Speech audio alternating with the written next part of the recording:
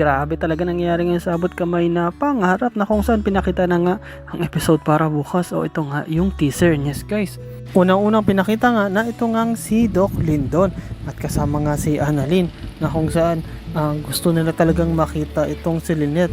Kaya nga ang ginawa nila is sinubukan nilang sundan ito nga si Harry. Yes guys, ito nga si Harry is umalis. Kung matandaan ninyo, is sinabol nga siya ng kaibigan niya, no? At tinanong siya kung saan siya pupunta at sinabi naman nito ni Harry na dyan, wala lang, mag-workout lang ako kasi ang daming stress, so kailangan ko mag-workout para mawala yung stress ko. At umalis nga ito, ngunit hindi naniwala itong sila Lindon at si Annalyn, kaya gusto nila itong sundan. At habang sinusundan nga nila, no, actually mabilis kang nag-drive tong si Harry kasi nahalata niya na tila merong sa kanyang sumusunod. Yes guys, hinarurot niya, no, at hindi rin ito nahabol nila Lynette at Lindon. Bakit? Kasi maganda yung sakyan niya, no, sports car, yung puti. At yes guys, talaga makita mo si Harry, ginagawa niya lahat para kumbaga parang tinatago niya, no, na talagang pupunta siya o hinahanap niya ang kanyang tatay Carlos. Kasi nga naniniwala siya ng tatay Carlos niya is kahit may masamang ugali, is naniniwala siya na hindi niya gagawin na kidnapin nga itong si Lynette. At di talaga yun kasi nga asawa niya yun, so ba't niya gagawin? Pero gusto nga rin makita ito ni Harry kasi nga ilang araw nang nawawala ito itong si tatay niya na si Doc Carlos at ito ring si Lynette. Kaya papaisip din siya kahit ayaw niya tanggapin, kahit tatay niya yun, syempre papanigan niya yun, pero gusto pa rin niya malaman ng totoo, makonfirm para nga hindi na siya ma-stress at malaman niya kung ano ba talaga yung totoong nangyari. At pumunta nga ito actually sa isang lugar, no, kasi hindi na siya nasundan ito nila Lynette at ni Lindon. At pagbili nga niya ng soft drinks doon sa may kanto, no, nakita niya o narinig niya na pinag-uusapan itong Doc Carlos o itong ang tatay niya. At ito nga si Arman, no, pagkamarites din, no, at kunento nga niya kasi kung matandaan niya itong si Arman yung sanang tutulong kay Lynette, kaso lang nahilo si Lynette at nakuha nga ito ni Carlos. At kunento nga ni Carlos kay Arman na tila baliw itong si Lynette, o kumbaga ayun yung pinalabas niya at nagpatulong pa nga itong si Doc Carlos na magpasok doon sa asawa niya si Lynette doon sa may kwarto, no, at nagpasalamat pa. Kumbaga maganda yung strategy talaga dito ni Carlos para hindi siya mahalata.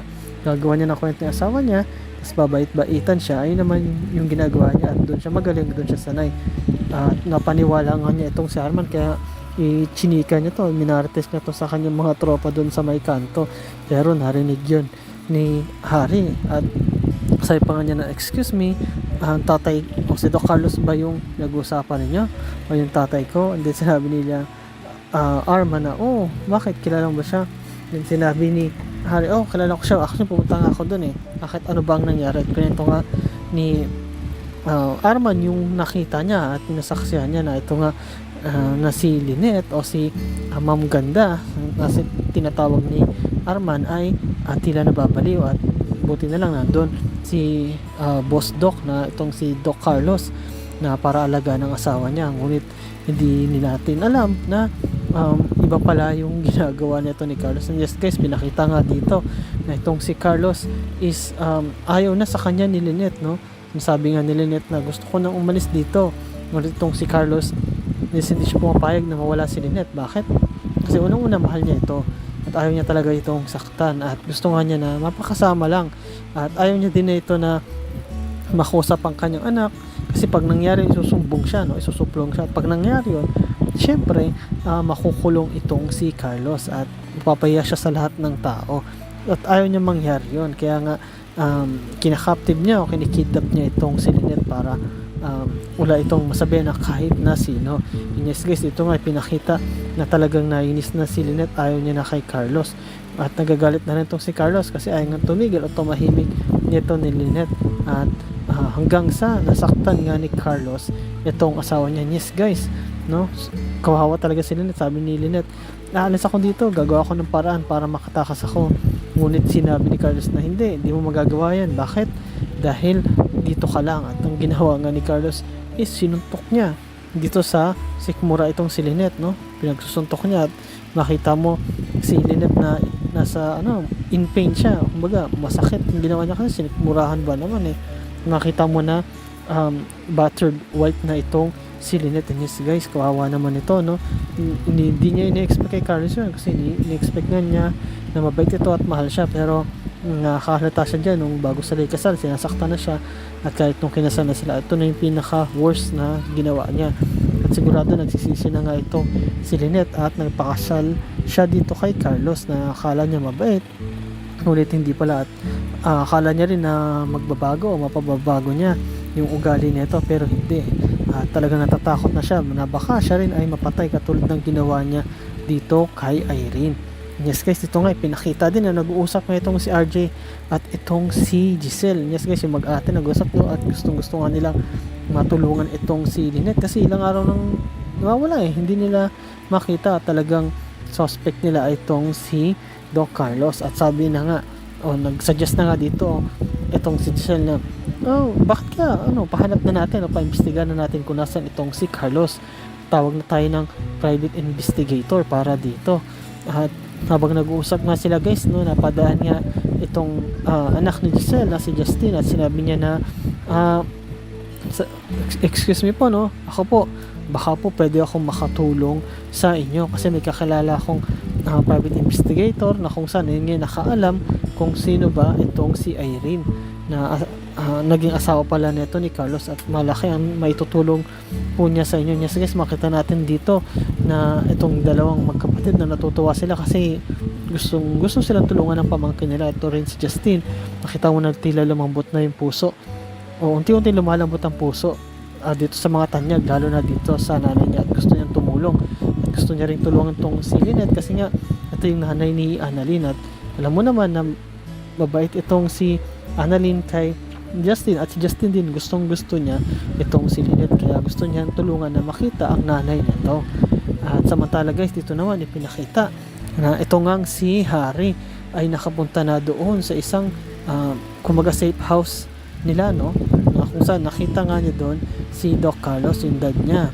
At nung pagpunta niya doon, kinakamusta niya itong si Carlos, at makita mo si Carlos nakampante naman, Baga magaling talaga magtago ito ng emosyon, at magaling kumuha ng kwento, magbola, hindi siya nagpapahalata na meron siyang itinatago. Yes guys, narinig nga yan, kumbaga nalaman ni Lynette na tila may tao sa baba, na tila may kausap tong si Carlos, kaya ang ginawa niya is para matulungan is nag-ingay siya. Yes guys, lumapit siya dun sa may bandang ilaw, sa may lampshade, at nakita niya na meron dong baso. Ang ginawa niya, kinuha niya yun at hinagis niya. Yes guys, nabasag ito at tumunog, at habang nabasag nga ito, habang nag-uusap itong si Carlos at itong ngang si Harry, ay nakarinig itong si Harry at nakalata. Sinabi niya, ano yun? Bakit may tumunog dun sa taas? At makita mo si Carlos, yung pagtingin niya sa taas, tila takot siya at tila nangangamba na baka mahalata ni Harry, hanggang sa sinabi ni Carlos na wala yun. Ngunit sinabi ni Harry mismo na ayun ba ay si Tita Lynette. Yes guys, talagang makita mo kay Carlos na tila hindi siya makasagot. And yes guys, grabe talaga nangyari ngayon sa abot kamay na pangarap mo. Abangan natin yan, lalo na sa Monday yung full episode yan. Pero ang tanong dyan guys is, ano kaya ang gagawin nila Annalyn at ito nga ni Lyndon o Doc Lyndon para makita kung nasan ba itong si Harry. Makikita pa kaya nila ito o tuluyan na silang maliligaw? At ano rin kayang gagawin nito ni RJ at ni Giselle at ni Justin para mahanap itong si Carlos kung nasa na siya, at lalong lalo na itong si Lynette na maligtas nila. At ito namang si Harry, malalaman ba niya ang totoo na ang talagang tatay Carlos niya is masama at talagang kinidnap niya ito ngang si Lynette? Ano kaya ang mga gagawa ni Harry para matulungan mailigtas itong si Lynette? O baka hindi pa rin niya magawang matulungan ito dahil nga sa takot niya sa kanyang tatay. At ito kayang si Carlos, ano pa kayang gagawin niya kasamaan dito sa asawa niya na pagbubugbog, pagpatahimik para hindi na nga siya isumbong pa itong si Lynette? Ano kayang gagawin niya ring sariling diskarte uli para makatakas siya sa kamay ni Carlos, or makatakas pa ba siya? And yes guys, salamat sa panonood nyo sa aking channel, sa inyong pag-like, pag-comment at pag-share. At yun lang guys, ingat-ingat kayo palagi. Bye bye.